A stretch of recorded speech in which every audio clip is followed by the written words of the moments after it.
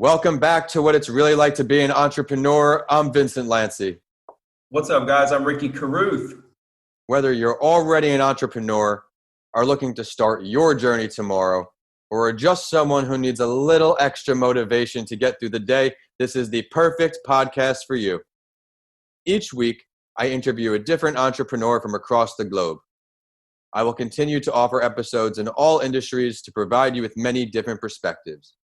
You never know which motivational journey will inspire you most. Each guest will take you through their story and help you learn from their successes and lessons learned. If you enjoyed today's episode, please rate the show 5 stars and continue listening by subscribing. My guest on the show today is someone who is striving for greatness each and every day and will deliver countless lessons to you all.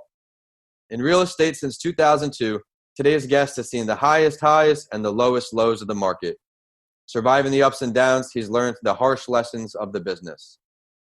Since then, he has risen to be the top producer in the market, selling over 100 properties per year in 2014, 15, 2016, and 2017 as a single agent. But this hard work led him to becoming the #1 RE/MAX agent in Alabama in 2014 and 2017, among other awards. Shifting to entrepreneurship, he reached such a high level in that industry, realizing the failure rate among agents is so high, so he founded Zero to Diamond, a coaching company created to help agents differently than any other coaching program available by sharing his highly unique, low-pressure approach with agents across the country. Additionally, I really admire this as a true entrepreneur. He's grinding. He's written 2 books, created an online course, and developed a video library. One of the things I like most about today's guest is that he gives to charities all across the country, as well as the real estate community. It is my pleasure to introduce Ricky Carruth. Ricky, thanks for coming on the show. Yeah, man. Yeah, appreciate that. Nice little intro. Thank you for the kind words. Would you mind please introducing yourself to our listeners a little more and previewing your story without giving too much away of your entrepreneurial journey? Well, man, I think you summed it all up really, man. I'm down here in Gulf Shores, Alabama, right on the Alabama-Florida state line. Beautiful white sandy beaches, man, in Alabama. You ever heard of it? I haven't. Yeah. Yeah, we got palm trees, $1 million condos right here in Alabama. Nobody knows. But more and more people are realizing it. Our population is around 20,000. We have 7 million visitors every year. And that's been growing. So it's a highly popular tourist place. So I grew up here, grew up roofing houses, got in real estate when I was 20, made $1 million before I was 23, lost it all, went back to roofing houses, worked on an oil rig for a year, and got back in real estate in 2008 and just climbed my way back to the top, man. And right now where I sit, I've been selling and closing over 100 properties a year since 2014. Still going. I'm going to have my best year ever this year. And, I'm just having fun. So I wrote those 2 books and started coaching and speaking all over the place. And that's been fun too. So I'm just enjoying the process right now. I feel like I'm on the right on the brink of doing some really big things. And, like I say, I'm just having fun and enjoying it. I think that's a great lesson right there, just enjoying the process, making sure you're not letting it pass you by. But I think that is a great intro for the Big 5. Ricky, on each episode, my guest and I will go over these 5 questions to help you, the listeners, learn what it's really like to be an entrepreneur. You ready to go, Ricky? I'm ready, bro. I'm ready. Let's do it. So when did you realize that you either weren't happy with what you were doing or that you needed some kind of change to truly start your entrepreneurial journey? Please share your story. Well, there was a couple of different pivot points, transition points. I mean, the first one was when I was roofing houses, as a kid, and I went to college and I failed a history class at University of Alabama and decided I wasn't going to do college anymore. And I realized that real estate to get your license was 1 class, so that was the first pivotal point. And really what made me want to get in real estate, because I wanted to do something to help people. And I figured I could help first-time home buyers and people buy houses. And I figured that was a helping type industry. So it was definitely something I was interested in, and then from there, that it was tough because it took me 8 months to make my first sale. And then I started selling 2 a month. And then the market exploded and I made $1 million overnight. And so I was a young, young 20s, never had money. Parents never had money. So, it was kind of shocking, didn't really know what to do. So I made a bunch of investments I thought were great investments into real estate and over leveraged. And when the market crashed, I lost everything, really long story short. So I went back to roofing houses and worked on an oil rig and did all that stuff. So here I am at another transition point, getting back into real estate. Right. During that time, I read 100 books, about 100 books over the course of 2 years, because I was so hungry for knowledge and trying to figure out why I lost everything and where it went wrong. Because I'm one of these guys, once you tell me something once, that's all you have to tell me. Like you don't have to tell me anything more than one time. Once you tell me once how to do something, that is it. I got it. And so, I didn't understand why I lost everything. I had to figure it out. So once I figured it out, now I'm in a position where I will never lose everything ever again. And it all came back to the fact that when I started making all that money, I kind of got away from helping people and more focused on the money.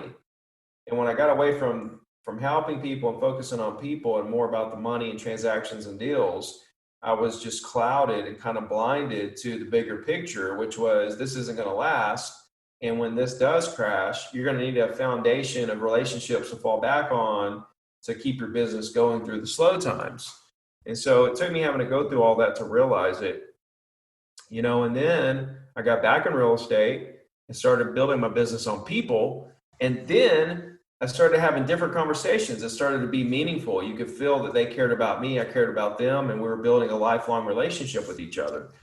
Whereas before it was just like wham, bam, do a deal and never talk to each other again. So, I worked my way back up and built a real business to become the top RE/MAX agent in Alabama. And then after I did that for 3 years, I sold 100 properties a year for 3 years straight. To be honest with you, I kind of got bored. I always have the goal to make $1 million a year and sell 100 properties. But once I got there and hit it a couple times, it just wasn't exciting. So that's when I decided to write 2 books. After I made a meal, lost it, came back, took 6 years to get to the top, and then was at the top for 3 years. Then I decided I had something I wanted to share with the industry. Most coaches have been selling for 2 years, closed 19 properties, and now they're selling just for $500. You know what I mean? So right.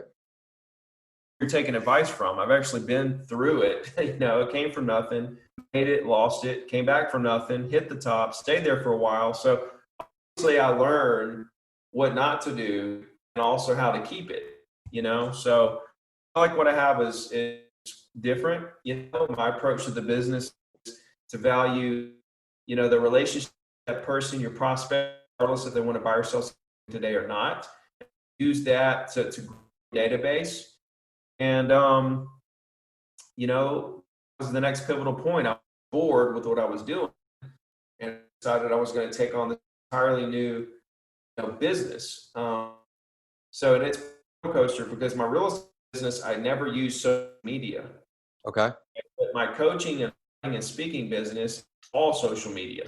Yeah. And so I had to learn an entirely different business model, move over to coaching. I was like, okay, I've crushed this for so long. Now, yes, I tried to avoid social media my whole career. But then I was put in a position where I was kind of forced into, and I'm like, okay, let's go. Let me crush this. So that's what I've been doing for the last 4 years. And over the next 12 months, now that I've kind of got my feet planted in the social media world, I'm really going to go bigger over the next 12 months. So pretty excited about, the direction of everything. But like you said, I'm still here and I want to be here. And that's the problem with most entrepreneurs and business people and people in general is they're never where they want to be. Most people just stay unhappy because as soon as they get close to their goal, they keep pushing their goal out. They keep pushing it further and they never really hit their goal. So they're always unhappy. Once they hit 1 million, they want to hit 10 million, they want to hit 100 million. They're never happy. But I found that there's this gray area in life where you can be super hungry and satisfied. Super hungry and motivated and trying to get to the next level, but also satisfied and happy with where you are at the moment. Mm-hmm. And that's where I am. I'm just kind of enjoying the process. I've got everything. I've got the house I want. I've got, the family I want. I've got the vehicles I want. I have all the stuff that I want, so now it's just a matter of me just taking over the world. I think a lot of great lessons there. And one particular one I remember right away is you said when you were coming back up, you started focusing on people again and relationship building rather than just transactions. Do you think that was a big attribution to your success? That is the complete thesis of everything I do. I created the phrase relationships over transactions, and it means everything to me. It is the baseline of everything that I do. It's the baseline of my coaching business. That's why I do it for free.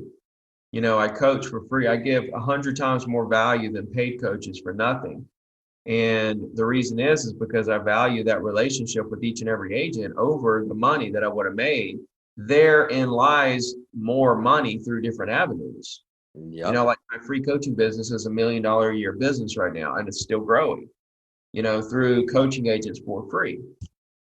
So yeah, every business I get into moving forward, it's going to be focused around how do we grow the brand around relationships with people and doing the right thing and treating people right, and really helping people.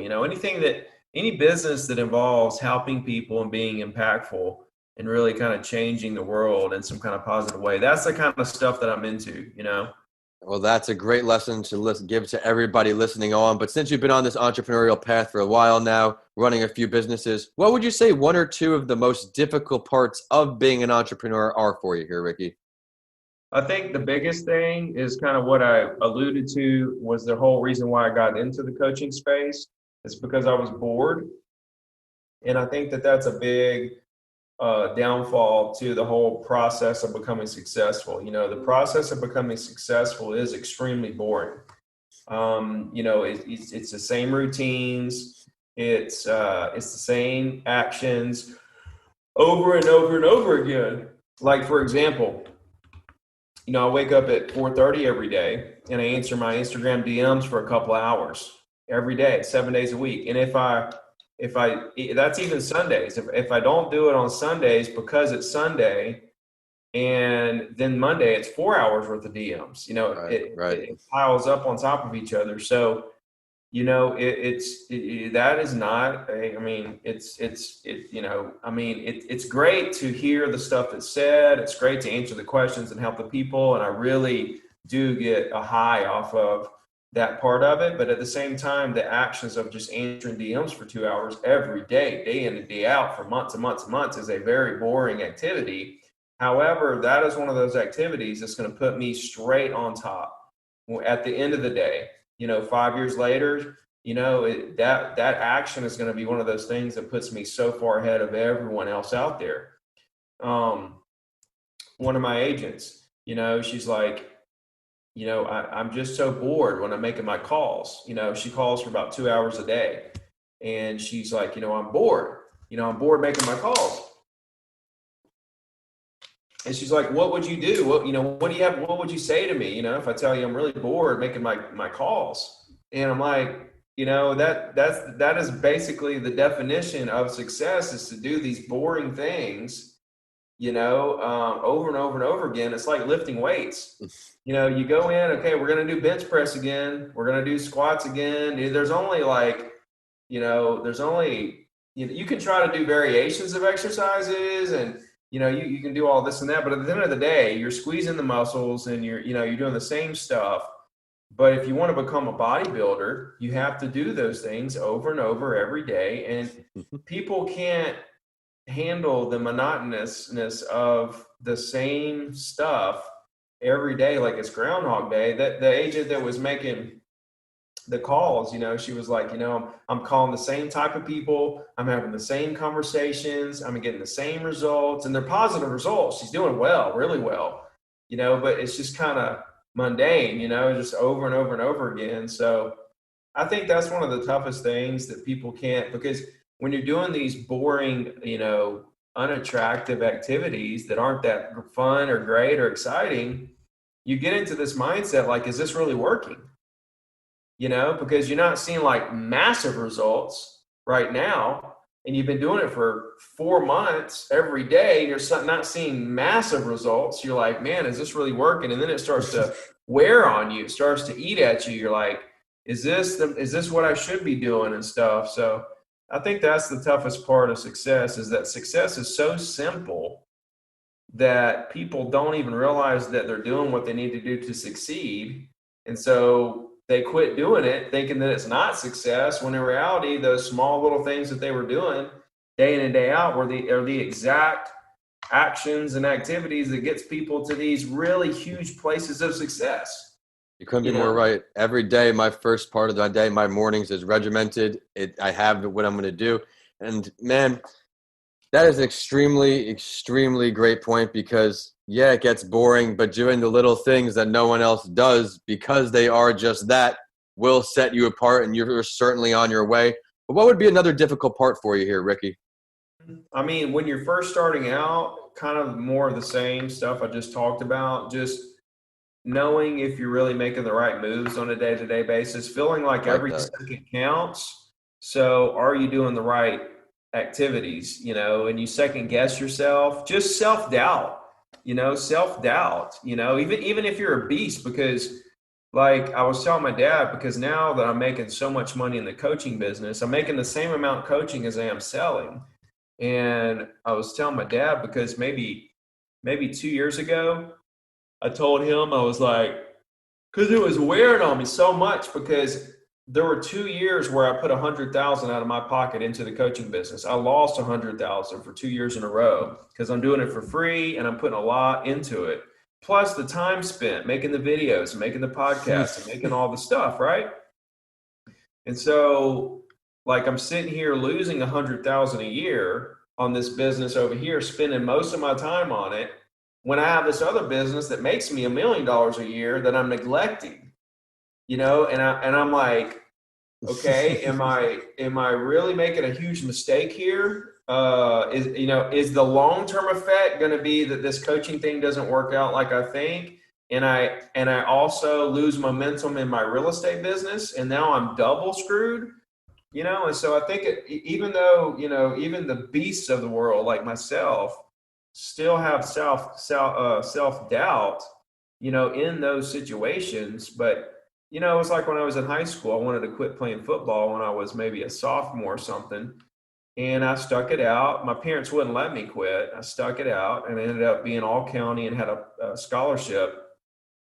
And then, it's the same thing here. I didn't stop making the videos. I just kept going, and it's tough. I mean, it really is really, really tough. So, I think more of the problems aren't necessarily strategic or technical. I think it more mentally, is where all the problems are, because the recipe to success and the activities and the actions and all that are really easy. I mean, real simple. I think more of the problems lie within yourself, worrying, doubting yourself, you know, um, stuff like that. You couldn't be more right. You have to go with your gut sometimes, but with those doubts, you do learn a lot of lessons. What is one of your greatest failures or lessons learned, Ricky? And what did it teach you? Why is it still stuck with you all the way up until today? Well, the biggest one is something that we've touched on already, and it's the relationships over transactions part. And it was when I lost everything and had to go through that. It took me a long time to realize that. And a couple other things I learned through the crash, when I look back after I got out of the business and then back in the business, and I realized real estate closings were still happening every single day in my market. And closings will happen every day for the rest of your life. And so if you're in real estate or any business, right, transactions are going to continue to happen regardless. If the market really takes a hit, prices will adjust in your favor down to a level where people are still willing to buy, which means what? Transactions are still happening. I don't care if it's car sales, real estate, travel agencies, jewelry, whatever, any kind of sales. Prices will adjust it's a supply and demand thing. So because it's like stocks, stockbrokers make money on the way up and the way down, because they're brokering the sell of the stocks or the buy of the stocks, so they make money either way. They're in a win-win situation. And so is everyone on this call that's listening to this. you have to look at your business and you have to realize that you are in a win-win. There's no real way to lose unless you just quit, or if you don't realize this and take advantage of it, So, yeah, but I learned business is unlimited. Competition doesn't exist. I have no idea what my competitors are doing out there. I see them every once in a while, like way over there, I'm not paying too close of attention. I see them trying to do a little something, but I'm over here trying to I don't even want to know what they're doing, because that's going to bring my goals way down. If I know what they're doing and I think all I have to do is beat them, then that's going to bring my goals down tremendously. So I just want to keep, ignoring them and keep pushing forward with what I'm doing so that I can really do something, massive, Definitely a great lesson, staying laser focused, not letting distractions get to you mentally. But you seem to be a big learner, Ricky, and I love that about the entrepreneurs who come on this show. If you could choose to have a conversation and learn from any entrepreneur, dead or alive, who are we going with? That is a good question. I think if I could really sit down with somebody, like one-on-one for an evening kind of deal, I think I'd want to do that with Gary Vee. Let's talk about it. Well, when I got into coaching, when I first got into coaching, I started out charging. Right, I did that for 6, 8 months. I had 200 agents paying me a total of $10,000 a month coming in automatically, and through that process, I learned that there were so many agents out there that needed help. They were just desperately needed some direction. And what happens is 300 people sign up for a webinar, 100 show up, and only 1 or 2 actually move forward and buy the coaching. And so there were 300 people that needed help. 100 of them really needed it because they took the time to actually come to the event, but only 2 moved forward. So you got people that really need help out there, but nobody wants to pay for anything.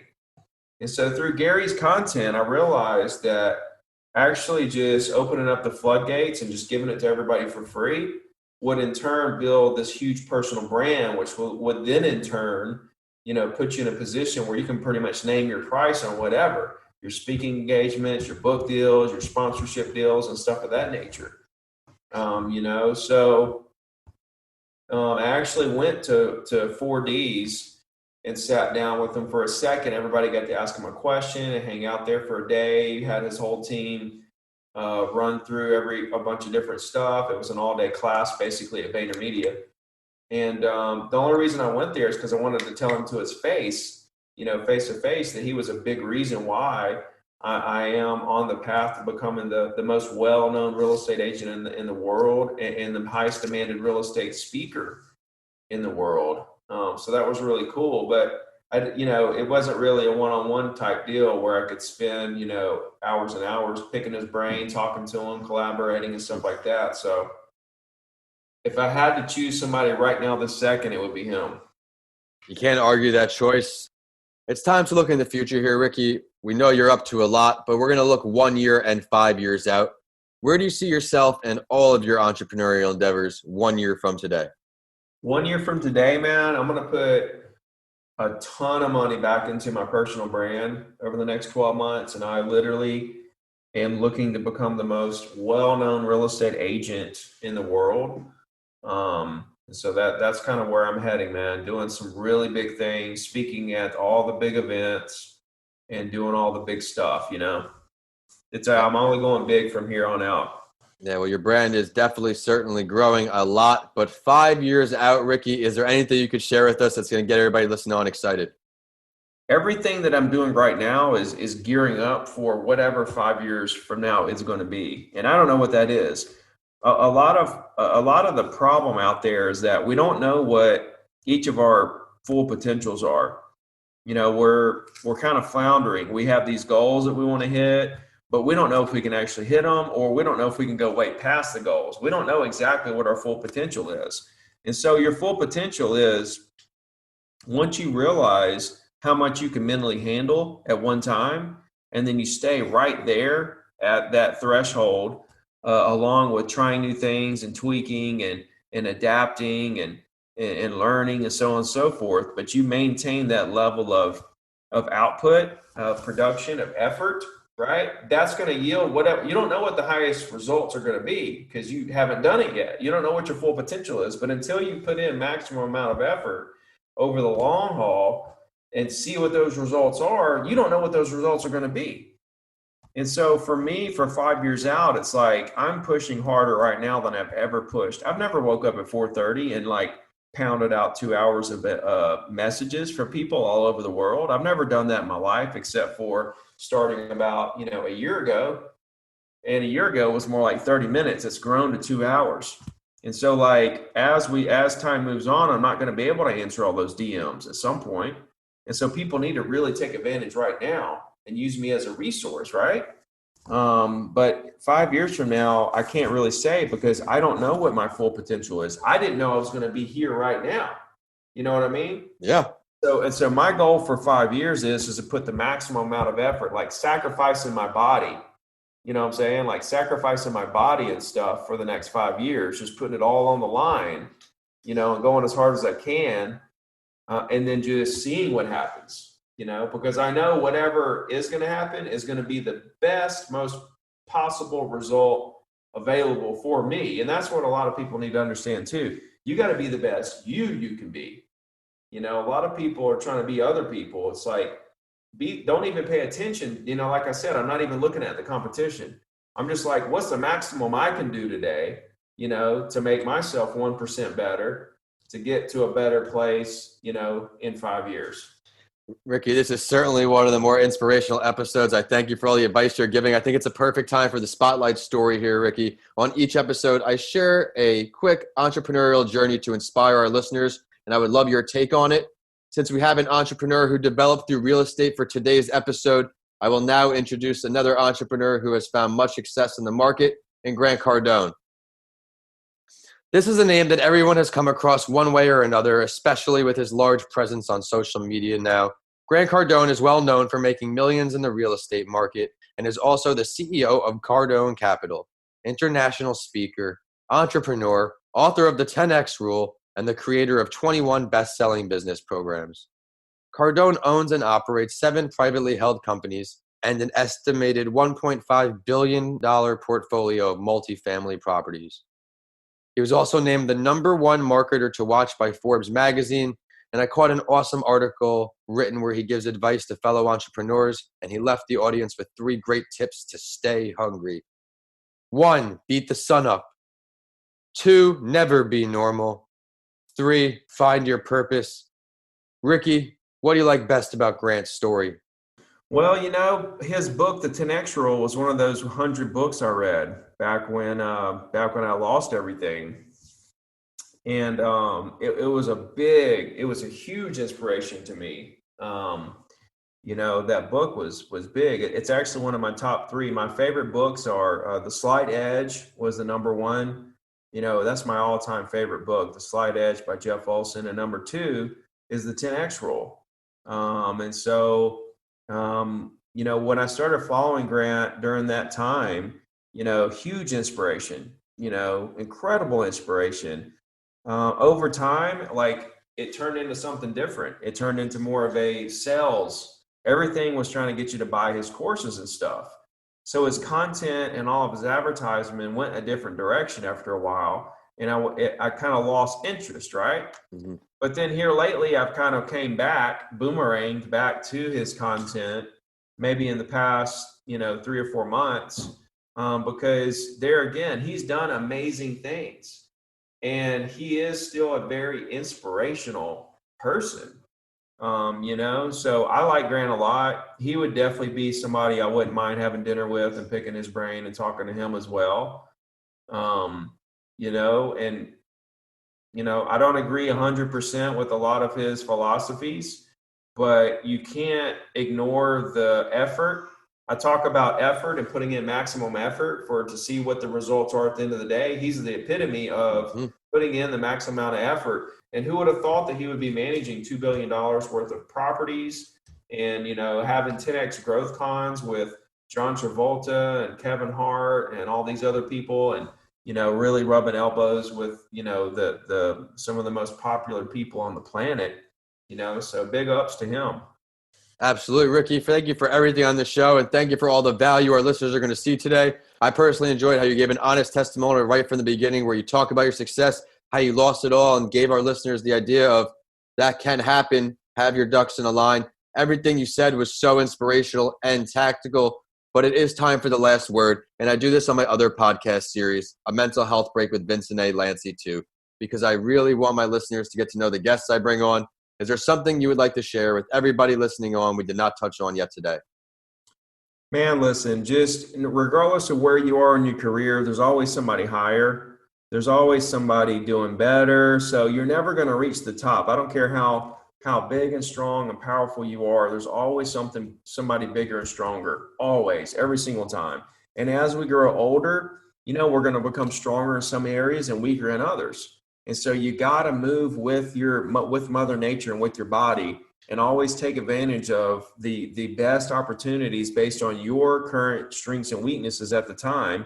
And if you can do that and maximize your effort based on, your personality and your, what you have going on. One thing I'll say, to build a really large business, regardless of what business you're in terms of a business you want to build around a personal brand, think scaling your personality, right? Thinking scaling your personality. So you look at your personality and say, okay, I'm honest, hardworking, dependable. I want the best for people. I'm professional. I'm knowledgeable. You're everything that someone wants in, whatever you are. Okay. You're everything that your client wants. Okay. Now you just got to learn to communicate that to your clients and make it about them, not you. I love that. Would you mind please sharing your professional social media website or any ways for our listeners to follow your endeavors, request your services? Absolutely, guys. If you follow me on Instagram at Ricky Carruth, and I answer every message there, that's the best place to get me if you just want to say hi or ask a question. YouTube also. And if you guys are real estate agents and you want to join my free real estate coaching program, that's at 0 2diamond.com. And you guys just reach out and let me know what I can do to help you. Ricky, it was a great episode. Be sure to check out all his great content and website. And it is social media time for the show. And we're on whichever platform you like to use. We're at What It's Really Like to Be an Entrepreneur on LinkedIn, at Your Favorite Morning Podcast on Instagram and Facebook, and Podcast by Lanci. So you have updates from this show and a mental health break with Vincent A. Lanci.